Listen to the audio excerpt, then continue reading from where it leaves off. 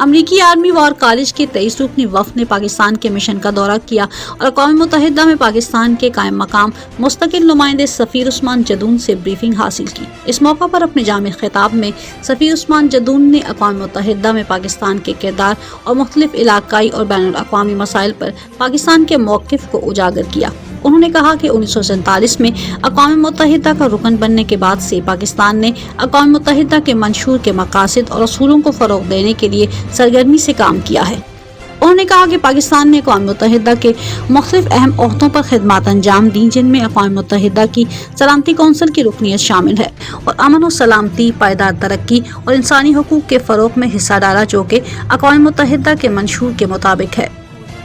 सफ़ीर उस्मान जदून ने अक़वाम मुत्तहिदा में मसला कश्मीर को उजागर करने में पाकिस्तान के किरदार पर भी रोशनी डाली और इस तनाज़े को बैनुल अक़वामी कानून, इंसानी हकूक़ और जनूबी एशिया में अमन और सलामती के तनाज़ुर में बयान किया।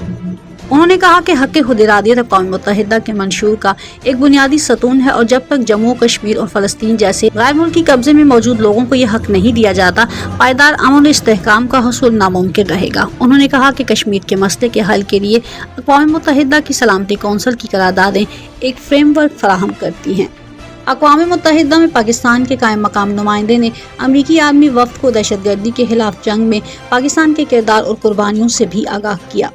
उन्होंने पाकिस्तान को दरपेश हालिया दहशतगर्दी के चैलेंज को बयान करते हुए कहा कि अफगानिस्तान दहशतगर्दी का मरकज़ बनता जा रहा है, जहां TTP ने अफगान सरजमीन को मुसलसल पाकिस्तान पर हमला करने के लिए इस्तेमाल किया है। उन्होंने कहा कि TTP की दीगर दहशतगर्द तंजीमों, खासतौर पर अलकायदा के साथ इत्तेहाद के खदशात मौजूद हैं, जो इलाकाई अमन और सलामती के लिए ख़तरा हैं। उन्होंने कहा कि पाकिस्तान अफगानिस्तान में सियासी शमूलियत, ख़वातीन के लिए तालीमी और मुलाजमत के मौक़े फराहम करने के बारे में आलमी बिरादरी की तवक्कुआत से मुत्तफ़िक़ है, लेकिन साथ ये भी कहा कि इंसदाद दहशतगर्दी के पहलू पर भी बराबर तवज्जो देने की ज़रूरत है।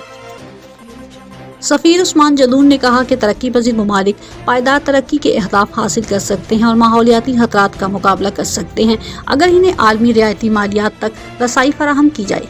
उन्होंने कहा कि बढ़ते हुए कर्जे, ईंधन और अशिया की कीमतों में इजाफे ने तरक्की पज़ीर ममालिक की मईशतों के लिए ज़बरदस्त चैलेंजेस पैदा किए हैं। उन्होंने कहा कि पाकिस्तान बैनुल अक़वामी मालियाती ढांचे की इस्लाह की वकालत कर रहा है ताकि ये मुनसिफाना और मसावी हो और आलमी जनूब को तरक्याती खसारे पर काबू पाने में मदद मिले। सफ़ीर जदून ने सलामती कौंसिल की इस्लाहात के बारे में पाकिस्तान के मौक़िफ़ की वजाहत करते हुए कहा कि पाकिस्तान चाहता है कि सलामती कौंसिल ज़्यादा नुमाइंदा, जमहूरी और मुअस्सर बने।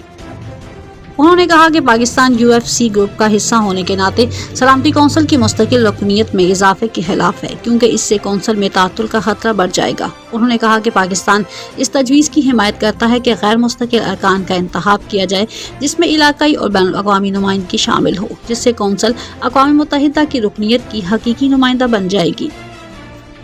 खिताब के बाद सवाल और जवाब का सेशन हुआ, जिसमें आने वाले वफ़द ने मसला जम्मू कश्मीर, भारत पाकिस्तान दो तरफ़ा ताल्लुकात, यूक्रेन और गज़ा की जंगों, मौसमियाती खतरात, इंसदाद दहशतगर्दी और अक़वाम मुत्तहिदा की सलामती कौंसिल के गैर मुस्तकिल रुकन के तौर पर पाकिस्तान की तरजीहात वगैरह से मुताल्लिक़ भी सवालात पूछे।